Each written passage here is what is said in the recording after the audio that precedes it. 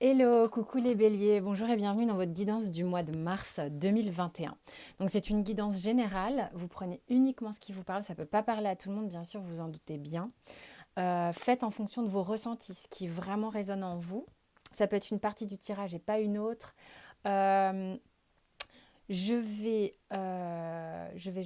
mettre donc ce tirage dans la playlist du mois de mars, évidemment. Vous pouvez regarder votre ascendant, votre signe lunaire ou le signe de la personne de votre cœur dans le taroscope. Hein, je mettrai tous les tirages du mois de mars. Pour les guidances privées, vous avez sous la vidéo mon mail pour me joindre. C'est vraiment par mail que c'est le plus facile pour moi. Voilà, donc c'est parti. Les béliers, il se passe quoi? On a la carte du choix et du sacrifice avec la triade. Et moi, là, vraiment, ce qui s'est passé, c'est que vraiment, c'est comme si on vous mettait un petit peu au pied du mur sur le mois de mars. Enfin, au pied du mur. C'est pas forcément quelque chose de violent, mais vous savez que vous devez prendre des décisions et c'est quelque chose qui va vous faire remonter des émotions. Ça va pas forcément être une partie de plaisir pour certains. Ça va peut-être vous obliger à faire des choses qui vous font mal au cœur, j'entends. Mais c'est-à-dire que on ne peut pas épargner tout le monde quand on doit faire des choix importants pour soi. Voilà ce que ça me raconte un petit peu. C'est quoi le dos de deck? Sagesse. Franchement, là, on a envie de vous rassurer parce que on vous dit, à un moment donné, ces choix-là sont importants, sont indispensables pour votre alignement, votre bien-être. Et la carte de la sagesse a envie de vous rassurer en vous disant, c'est ce qui est visiblement bon pour vous. Donc ça veut dire que oui, parfois, faire le choix de soi, faire le choix, un choix important, ben, il y a des concessions, des choses qu'on ne peut pas éviter. Parfois, ça peut écorcher vous-même ou les autres, mais c'est pour la bonne cause. Qu'est-ce qu'on a dans le concret, dans la matière? On a le 7 de denier, l'as de bâton, le 7 d'épée, le 6 de cœur. Il y a eu beaucoup de cartes qui sont tombées. L'impératrice, la mort, enfin l'arcane sans nom. Enfin, elle est prénommée hein, dans ce tirage, enfin dans le Morgan Greer. Et le le cavalier d'épée, pardon. Évidemment, on voit pas tout. Alors, ça raconte quoi? J'ai toujours pas acheté le micro, je sais. Euh, alors, il y a des choses que vous avez mis en place, sans doute il y a un moment déjà. Il y a des choses que vous avez mis en place sans doute il y a un moment déjà et qui se font attendre. C'est-à-dire que là, vous commencez à avoir vos envies, vous avez envie de vous manifester, vous avez envie de vous remontrer, Ouais, c'est revenir un petit peu sur le devant comme ça. Il y a une forme d'impatience. Je sens une forme d'impatience où vous avez envie de vous barrer, vous avez envie... Il y a vraiment des gens qui ont envie de partir. Mais c'est quelque chose qui n'est pas évident chez vous, hein, je pense, parce que c'est ça que je ressentais avec la triade. C'est pas forcément quelque chose de facile parce que la blessure de trahison chez vous, alors les blessures sont des choses que l'on vit dans deux sens différents et je le dis, je le répète, car pour moi c'est important. On ne subit pas nécessairement une blessure de trahison, d'abandon, de rejet, de ce que vous voulez.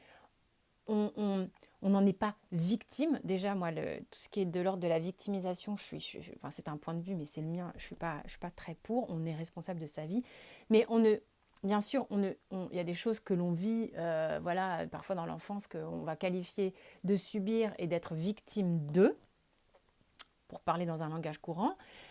Simplement, quand on est dans une blessure, on a autant peur de la subir, de la vivre, que de la faire subir. Donc, voyez comme ça vous parle. C'est-à-dire que là, ici, j'ai le sentiment qu'on a un petit peu peur de faire faux bond. En même temps, il y a quelque chose chez vous qui a envie de s'exprimer, qui a envie d'être dans quelque chose de romantique. Alors, peut-être que ça fait un moment que vous patientez, peut-être que vous en avez marre, que vos envies se font pressantes, que vous êtes impatient ou impatiente, et que là, maintenant, c'est bon, quoi. Allez, soit je me casse de la situation parce que ça ne me convient pas et que je ne peux pas exprimer qui je suis, mon enfant intérieur, comme je le souhaite, soit au contraire, je me précipite pour aller l'exprimer, mais me précipiter pour aller l'exprimer, c'est peut-être lâcher quelqu'un d'autre derrière. voyez comment ça vous parle. Il y a une notion de faire un tri, de faire un nettoyage, de métamorphoser quelque chose et d'y aller. Il y a une notion de rapidité avec le cavalier d'épée qui est que on a envie de se manifester. Alors, qu'est-ce que vous raconte le Osho en ressources? Il y a une guérison au niveau de votre chakra hein, du bas, chakra racine, merde, j'ai un bug. Bah, vous le direz sur la vidéo. Enfin, le deuxième chakra, quoi. Donc, celui qui part au niveau de la sexualité aussi, hein, de vos envies. Et troisième chakra. Donc, tous ces trois premiers chakras-là sont en train... Il y a une guérison par rapport à un karma ici qui, du coup, fait que vous devez ressentir pas mal ces chakras. Et que, du coup, c'est ça qui vous pousse à agir, qui vous pousse à faire quelque chose. Donc, ne soyez pas surpris si vous avez des ressentis tels que ça, puisqu'on vous en parle ici, il y a quelque chose qui travaille et qui guérit. Au niveau de la sphère sentimentale, on a le cavalier de coupe, on a l'ermite, on a le 6 de bâton, on a le soleil, bah dis donc, et le 2 de bâton. Donc des bâtons, des coupes, donc encore de l'émotionnel et du charnel. Et cet ermite hein, qui vient nous raconter quelque chose. J'ai quand même deux arcanes majeures encore là. J'en avais une, deux ici, j'en ai deux ici. Il y a des béliers ici qui, je pense, revoient leurs priorités, revoient leurs idéaux au niveau de l'amour. C'est quelque chose que vous êtes en train de mettre en lumière. Est-ce que je suis bien actuellement? Est-ce que je suis dans l'amour actuellement? Est-ce que je suis avec la personne que j'aime actuellement? Est-ce que, voilà. Donc il y a un cheminement, il y a un process initiatique ici avec l'ermite qui se pose les bonnes questions, qui éclaire sa lanterne hein, véritablement. Enfin, on est en train vraiment de faire ce tri sans doute ici. Et pour aller avec beaucoup plus de vigueur, beaucoup plus d'entrain, beaucoup plus de sérénité et surtout de confiance en soi, sans doute vers votre joie, vers ce qui vous procure véritablement ce rayonnement intérieur. Et ça vous demande encore, quand même, malgré tout, sur le mois de mars, des moments de pause, des moments de une tergiversation un petit peu quand même de comment je vais m'y prendre, comment je vais faire, voilà, il y a un petit peu de ça, c'est-à-dire que je sais, mais comment? Voilà. Là ici, au niveau du Osho, on vous parle de la participation et de la politique en ressources là comme ça. En fait, ce qu'on vous dit, c'est que pour être pleinement à ce que vous voulez être, pleinement à ce que vous voulez faire, entre guillemets, donc tous vos corps réunis, hein, j'agis, je pense, je ressens et j'acte, il est nécessaire d'arrêter de vous mentir à vous-même ou de mentir à l'autre. Voilà. Pour le pro, je ferai un tirage à part. Au niveau du Béline, on a les pénates et la ruine. Il y a réellement des gens qui sont en train de... ce que peut-être pour certains vous aviez construit de manière un petit peu illusoire ou sur des... ce que vous avez bâti peut-être avec... Il y a des gens qui sont en couple et qui ne sont pas forcément en couple avec la personne de leur cœur. Et ça, c'est en train de s'effriter malgré vous, de se péter la gueule malgré vous. Parce que spirituellement, vous êtes de plus en plus amené à faire sortir, pardon, voilà, c'est ça, en éternuant par exemple, ce qui n'est pas bon pour vous. Vous voyez, c'est pourquoi on éternue. C'est qu'il y a quelque chose que le corps prend pour un intrus qui veut, voilà, et qui est pas, le corps ne l'accepte pas, on éternue, on le rejette. Et là, en fait, c'est ce qui se passe un petit peu, c'est que pour vous, vous sentir complètement plein, complètement solide, complètement construit, complètement bien avec vous-même, dans vos pénates personnels, à l'intérieur de vous, à votre essence personnelle, il est nécessaire d'extraire, de faire sortir ce qui n'est plus bon pour vous. Et les choses vont se poser d'elles-mêmes, ok? Il y aura peut-être des discussions, se poser, se réunir pour parler, des choses comme ça. J'espère que mes bouts d'oreilles ne tapent pas trop. Qu'est-ce que j'ai sur les écouteurs? Voilà. Bref. Au niveau de l'oracle bleu, j'ai l'attachement et la stérilité.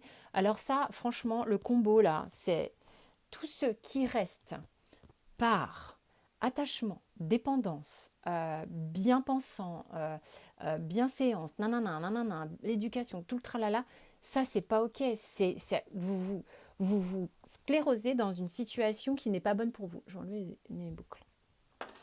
Donc là, petit à petit, vous vous recroquevillez, vous vous empêchez d'eux. Donc c'est vraiment ce qui est en train de se travailler ici. On a, avec l'oracle des miroirs, retard, ouverture, femme, hérédité. Encore ce karma, échec, qui bosse, tranquillité en d'autres deck.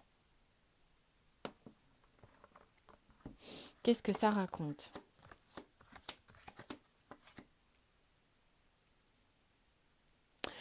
Je sens de la culpabilité dans ce tirage. Il y a quelque chose qui n'est pas évident pour vous, hein. Mais tranquillité, sagesse en d'autres decks. Si vous devez vous rappeler de quelque chose, c'est bien ça. Faites-vous confiance parce que, en fait, il y a quelque chose que vous avez peut-être le sentiment de